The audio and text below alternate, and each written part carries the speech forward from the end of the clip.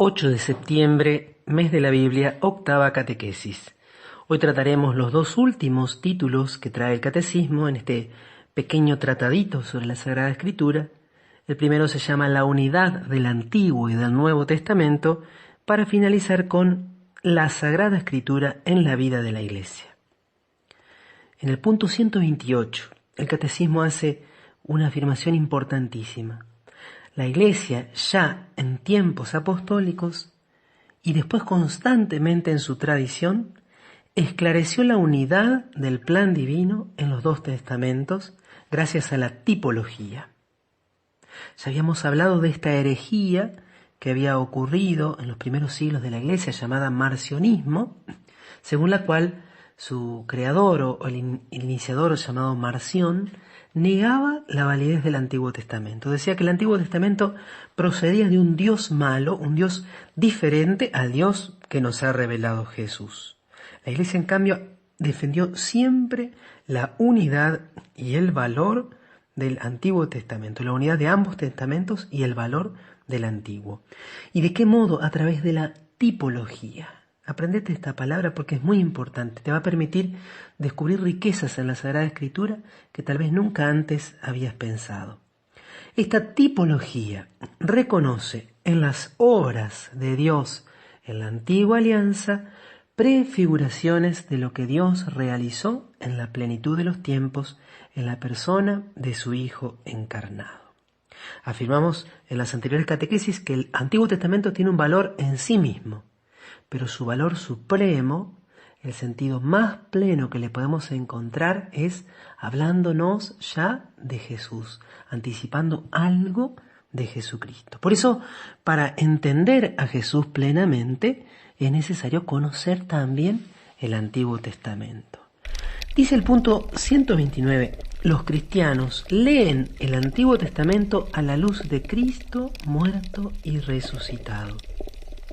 Esta lectura tipológica manifiesta el contenido inagotable del Antiguo Testamento. Por supuesto, sin hacer olvidar que el Antiguo Testamento conserva su valor propio de revelación, que el mismo Jesús reafirmó. Pero el Nuevo Testamento exige ser leído también a la luz del Antiguo. Para entender el Nuevo necesitamos conocer el Antiguo, si no se nos escapan muchísimas afirmaciones y el sentido profundo que tienen ciertas enseñanzas. Vamos a poner un simple ejemplo.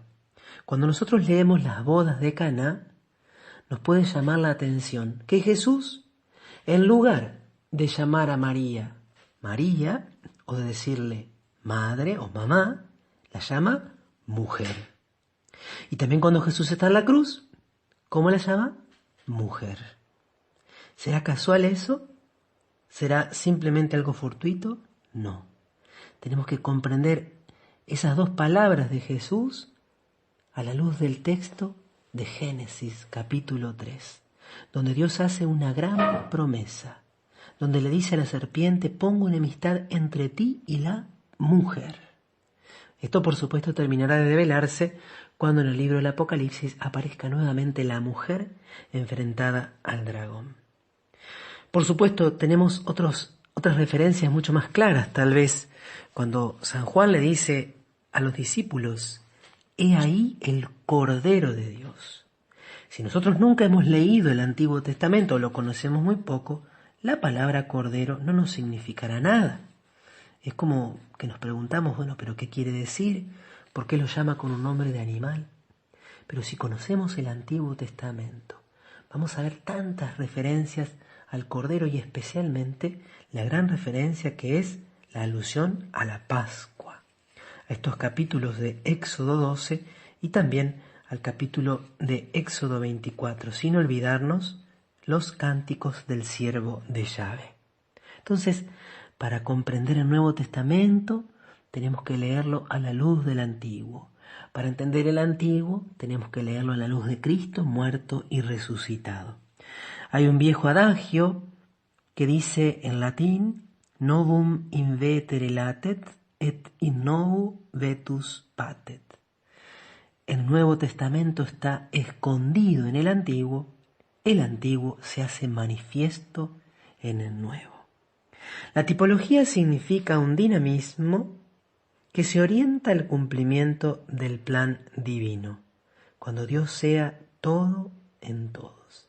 Si vamos a encontrar entonces estas referencias del pasado hacia el futuro. Y como subrayábamos también hoy, vamos a encontrar siempre esta mirada de esperanza. Todas las enseñanzas bíblicas hacen una velada alusión al día final, cuando Dios será todo en todos, cuando lleguen los cielos nuevos y la tierra nueva. Así, la vocación de los patriarcas y el éxodo de Egipto, por ejemplo, no pierden su valor propio en el plan de Dios por el hecho de que son al mismo tiempo etapas intermedias.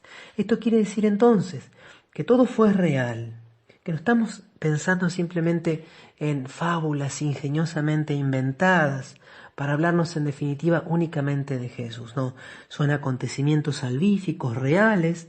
Lo fue la vocación de Abraham, lo fue el hijo que recibió como fruto de la promesa, lo fue también este sacrificio que finalmente no se concretó del hijo en el monte Moira, lo fue por supuesto la salida de Israel de Egipto, la conquista de la tierra prometida. Todos fueron acontecimientos reales, no pierden su valor propio, pero a la vez son tipos, anticipan, prefiguran lo obrado por Cristo.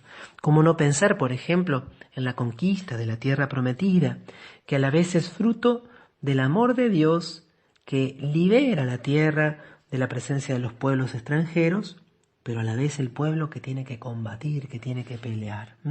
¿Cómo no vamos a pensar en esto refiriéndolo a nuestra propia liberación? Jesús, el nuevo Josué, conquista para nosotros la tierra prometida, que es la vida eterna. Y sin embargo, es Dios el que nos la da, pero nosotros tenemos que cooperar, tenemos que combatir para llegar al cielo.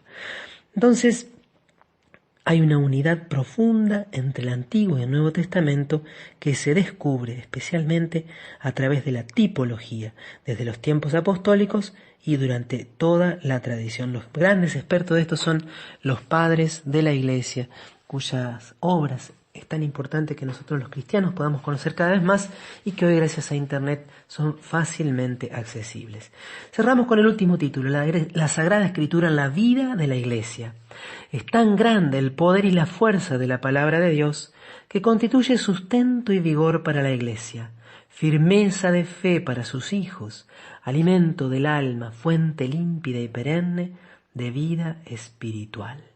Sobre todo aparece aquí siempre la imagen, la metáfora del pan, del alimento, imagen y metáfora que fue ya utilizada por Jesús en su diálogo con el enemigo, en las tentaciones del desierto. No solo de pan vive el hombre, sino de toda palabra que sale de la boca de Dios. Y también se dice que es fuente límpida y perenne de vida espiritual, como un manantial, como esa agua pura que sacia nuestra sed. La Iglesia recomienda que los fieles tengan fácil acceso a la Sagrada Escritura, lo cual hoy es una realidad. Hay tantas versiones de la Biblia, algunas económicas, otras un poquito más onerosas, pero tenemos tanto acceso, tanto a través de medios impresos como de los medios digitales. Tiene que ser como el alma de la teología, el ministerio de la palabra, que incluye la predicación pastoral, la catequesis, toda la instrucción cristiana, y en un puesto privilegiado de la homilía, recibe de la palabra, la escritura, alimento saludable y por ella da frutos de santidad. Si vos sos catequista, no es posible dar catequesis sin hacer referencia a la Sagrada Escritura, sin utilizarla y sin que la proclamación de la palabra sea el momento central. Y en cada encuentro de cristianos, de católicos, es necesario que tengamos presente la palabra de Dios. La Iglesia recomienda de modo especial e insistentemente a todos los fieles la lectura asidua de las Divinas Escrituras, para que adquieran la ciencia suprema de Jesucristo. Y cierra el catecismo, pues desconocer la Escritura es desconocer a Cristo. San Jerónimo. Por eso la Iglesia insiste tanto, y especialmente en este último tiempo, insiste en la práctica de la lectio divina, en la lectura orante de la Sagrada Escritura, que complementada con el estudio nos dan un conocimiento verdadero de la palabra del Señor.